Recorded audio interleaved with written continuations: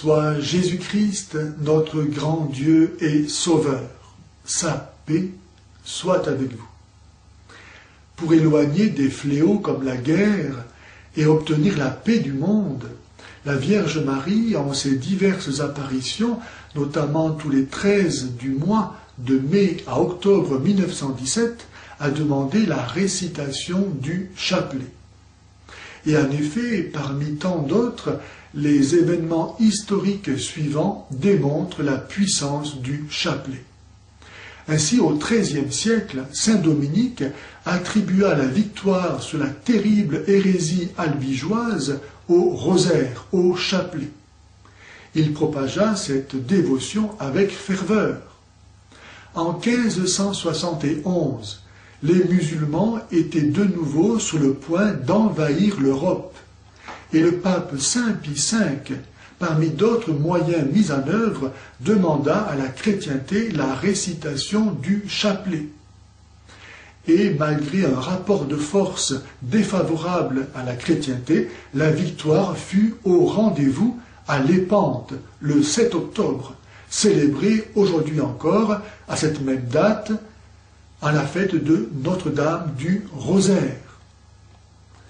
Le pape Pie XII disait au sujet de cette appellation de Notre-Dame du Rosaire qu'elle évoque sans aucun doute une grande victoire sur les infidèles, mais plus encore les conquêtes de la foi sur le mal et l'ignorance religieuse.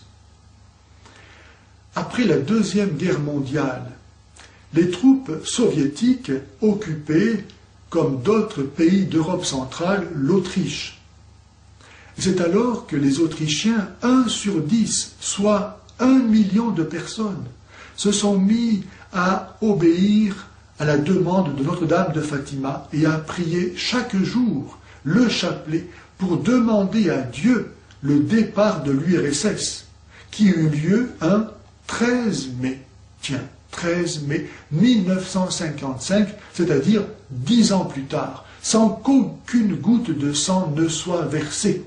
En 1964, le Brésil, toute sa vie publique était orientée ouvertement vers le marxisme et les postes clés étaient aux mains de communistes ou de pro-communistes. Le pays tout entier menaçait de tomber dans le communisme, doctrine condamnée par l'Église comme intrinsèquement perverse, qui fit en effet, en quelques dizaines d'années, plus de 100 millions de morts, dont 60 millions de croyants parce que croyants. Malheur que l'on aurait pu éviter si l'on avait mis en œuvre les moyens donnés pour cela par la Vierge Marie à Fatima. Les catholiques brésiliens se sont souvenus des appels de la Vierge à la pénitence et à la prière, et l'impossible se réalisa. Tout comme en 1989, le rideau de fer de la démoniaque URSS s'écroula sans qu'aucune goutte de sang ne soit versée. Pourquoi douter qu'aujourd'hui encore, Dieu débarrassera le monde des assauts actuels de Satan et de ses complices par l'obéissance au même message de Notre-Dame de Fatima? La bienheureuse Jacinthe, l'une des 3 enfants de Fatima, disait ceci: « Demandez la paix au cœur immaculé de Marie. C'est à elle que Dieu l'a confiée. » Et le pape Jean-Paul II, dans sa lettre apostolique « Le rosaire de la Vierge Marie », écrivait ceci: « L'Église a toujours reconnu à cette prière une efficacité particulière dans les causes les plus difficiles, en des moments où la chrétienté elle-même était menacée. Ce fut à la force de cette prière qu'on attribua l'éloignement du danger, et la Vierge du Rosaire fut saluée comme propitiatoire du salut. Aujourd'hui encore, je recommande à l'efficacité de cette prière la cause de la paix dans le monde et celle de la famille. » Et au sujet de la famille, il écrit un peu plus loin, « Il fut un temps où cette prière était particulièrement chère aux familles chrétiennes et en favorisait la communion. Il faut se remettre à prier en famille et à prier pour les familles en utilisant le chapelet. La famille qui est unie dans la prière reste unie.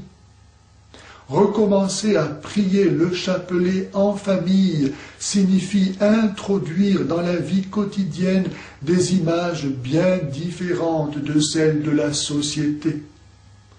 La famille qui récite le chapelet reproduit un peu le climat de la maison de Nazareth, Jésus au centre, avec qui on partage joie et souffrance, à qui l'on remet besoins et projets, et de qui l'on reçoit espérance et force pour le chemin à parcourir. Prier ne dispense pas d'agir, bien au contraire. Sainte Jeanne d'Arc, qui écoutait les voix du ciel, en est un magnifique exemple. Il nous faut écouter les voix du ciel pour ne pas avoir à dire un jour amèrement « je ne savais pas ».